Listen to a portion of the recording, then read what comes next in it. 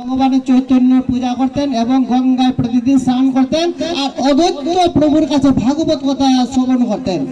এইভাবে সংকীর্তন আন্দোলনের মাধ্যমে আর মহাপ্রভুর তো সবসময় চঞ্চলতা ছিল, তিনি অনেককে খালি পরাস্ত করতেন, তার এইভাবে বিদ্যার মাধ্যমে পরাস্ত। তো একদিন মহাপ্রভুকে শ্রীবাস পণ্ডিত বলছিল, শুনো ঠাকুর, তখন শ্রীবাস বলছিলেন, পড়ে কেন লোকে কৃষ্ণ ভক্তি জানি বাড়ে, আর তাই যদি না হইলে বিদ্যায় কি করে। তখন মহাপ্রভুর যখন এই কথা বলছিলেন, তখন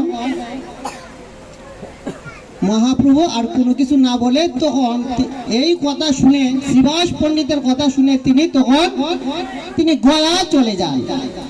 গয়া থেকে তখন তিনি তোমার পিতৃর উদ্দেশ্যে পিণ্ডদান করে সেখানে উদ্দেশ্যে চলে আসলেন, আর সেখানে ঈশ্বরপুরের কাছ থেকে তিনি দীক্ষা মন্ত্রে কৃষ্ণ মন্ত্রে দীক্ষা নিয়ে আসছেন। আর দীক্ষা নিয়ে আসার পরে তিনি শ্রীবাসের গৃহে অবস্থান করছেন।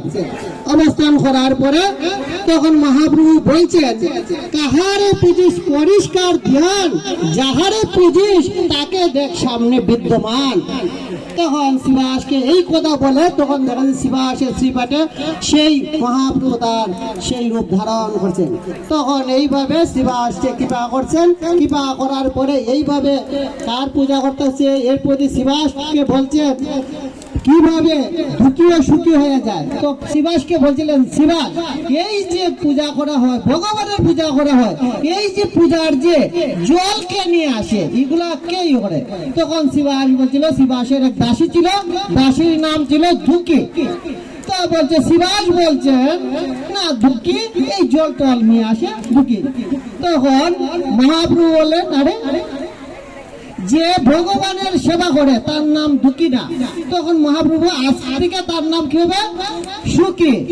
তো এই জন্য মহাপ্রভু দেখেন, এই শ্রীবাসের বাড়ির দাস দাসী সবাই মহাপ্রভুর কৃপা লাভ করছে। একবার দাসী পর্যন্ত নাম চেঞ্জ করেছে, একবারে সবাই সেই কুকুর পর্যন্ত সেই একবারে ভগবত দামে যাওয়া যাবে, ভগবানকে দর্শন করছেন। তো এইভাবে আমরা যদি চৈতন্য মহাপ্রভু এত কৃপালু, তিনি উদার্যভাবে আসছেন, ওয়াকাতরে হরিনাম বিতরণ করছেন এবং দুঃখী মানুষ সুখী হয়ে যায়। তো এইভাবে যদি আমরা চৈতন্য মহাপ্রভুর হরিনাম গ্রহণ করি তাহলে আমরা সুখী হয়ে যেতে পারি। যার কারণে আন্তর্জাতিক কৃষ্ণ ভাবনামৃতের সঙ্গে প্রতিষ্ঠাতা আচার্য ভক্তি বেদান্ত স্বামী প্রভুপাদ, তো প্রভুপাদ সারা জগতে আজকে এই ইস্কনকে প্রতিষ্ঠা করে আজকে তিনি সুখী সবাইকে পরিণত করছেন।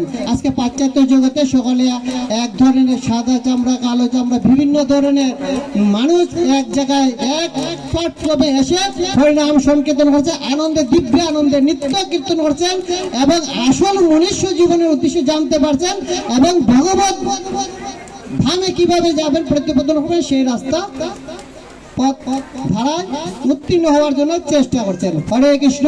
আমি দীর্ঘায়িত করবো না। তো এখানে আমরা সকলে সুখী হতে পারবো এবং চৈতন্য মহাপ্রভুর কৃপা ধরে রাখতে যদি পারি এবং শিল প্রভুপাদের কৃপা এবং মহারাজ এখানে আসছেন আমাদের প্রতি বছরে নিয়ে। মহারাজ এত ব্যস্ততার মধ্যে যে আমাদেরকে এই গঙ্গানগর সময় দেন। মহারাজ কিন্তু একটু সময়, আমি জানি মহারাজ একটু সময় বিশ্রাম করে নেই, আমাদের এখানে পার দিচ্ছেন সকালে, দেওয়ার পরে তিনি ব্রাহ্মণবাড়ে কুটে গেছেন, কোটি থেকে এখানে আসছেন, এখান থেকে একবার এই আমাদেরকে হরি কথা আস্বাদন করাবেন। তো আমরা সকলে মহারাজের জন্য প্রার্থনা করবো, মহারাজ যেন আমাদেরকে এইভাবে কৃপা বাড়ি বর্ষণ করবেন। জয় জগদীশ শিল প্রভুপাদ কে, সমস্ত গৌর ভক্তবৃন্দ কে, নিতাই গৌর সীতানাথ প্রেমানন্দে হরি হরি বল।